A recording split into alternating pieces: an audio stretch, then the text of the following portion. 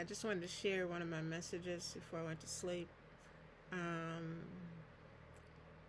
it goes like this: some people grow in height, age, and size physically, but never mature mentally to conduct themselves as mature adults. Quick temper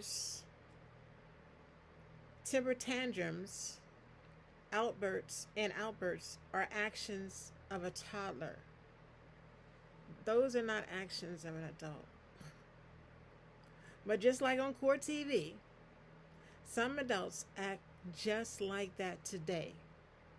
Regardless of what their age states, they have negative toddler syndrome behavior. Yes, it's something that I created. I named that. And some are so needy that if you do something without them, they get all bent out of shape, whine, and complain. Just like going to the bathroom or leaving the room of a toddler while babysitting. It's not a coincidence that undisciplined, immature, abusers, manipulative, narcissistic, human traffickers, and selfish people do the exact same thing in an effort to manipulate and control people. They want to make you feel bad or guilty to cause you to change and do only what they want. When you have fun that does not include them, or you're around smart folks that can tell you to watch out or stay away from their selfish demands, games, and tactics, they want you to feel guilty for how they feel or pretend to feel, just so you can comfort them. They will include selfish requests of you to make changes that makes them happy.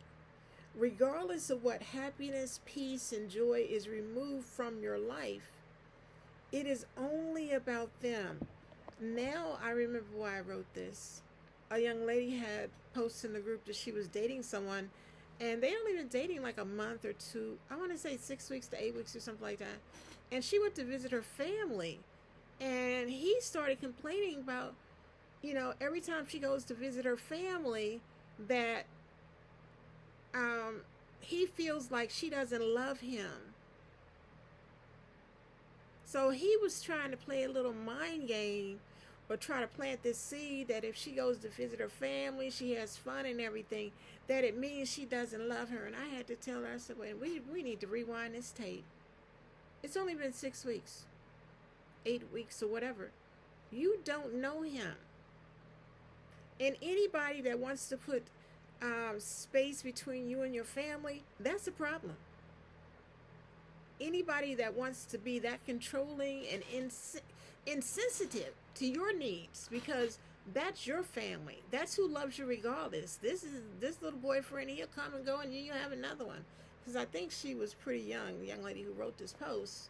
But you have to be mindful, and you have to pay attention to those red flags when people show you that they're trying to be selfish, manipulative, controlling.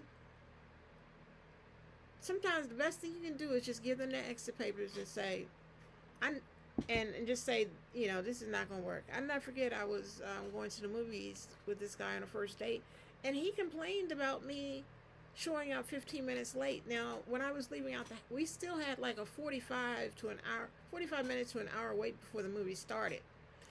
But my sons walked in as I was leaving out from Christmas visit with their dad and his family. And so they was like, Mom, so I took a few minutes to talk to them. And then I got to the movie theater, and he gonna say, you got me out here standing by myself, waiting on you, da da da. And I said, let me tell you something. How tall are you again? I think he was like 6'3", 6'4". I said, you a big boy. Ain't nobody gonna bother you. And the movie don't start for another 45 minutes or 30 minutes. But let me tell you something. This ain't the first or last time I'll be late. I just want to let you know that. But this will probably be our last date. Because I can't have anybody being that selfish, that's tripping, when I told you my sons came home. And I'm their mother, and they wanted to talk to me, and it wasn't like it was, we missed the movie or anything. The movie hadn't even started. And tell me, you got me out here waiting. Don't you have that BMW 6 Series sitting over there? You could have been sitting in your car. Or you can go in the lobby and wait.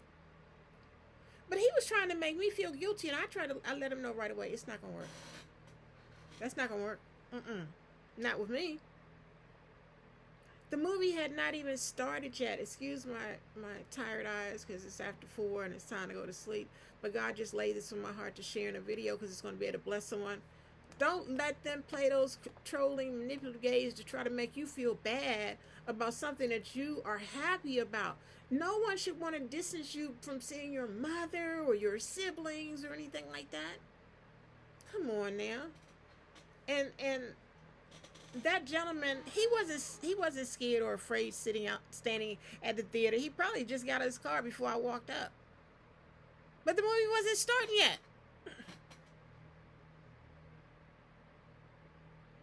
Yeah, that yeah, I told him that it wasn't gonna work.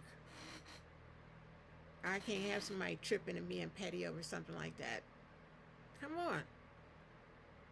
And he wasn't no little guy. So when people do that, you need to run an interception. You need to speak up. You need to put space, time, and distance between you and them. And as I've gotten older, I realize how important this is, and how important it is not to overlook, various red flags. When people show you who they are, believe them. But maturity comes at different levels because you have adults. Every time you watch court camera or anything, you have adults still acting like a toddler, throwing a temper tantrum. And then you have these people that's trying to be manipulative and controlling and trying to make you feel bad for some joy that you got. And like in this young lady's case, she didn't even know the guy that long.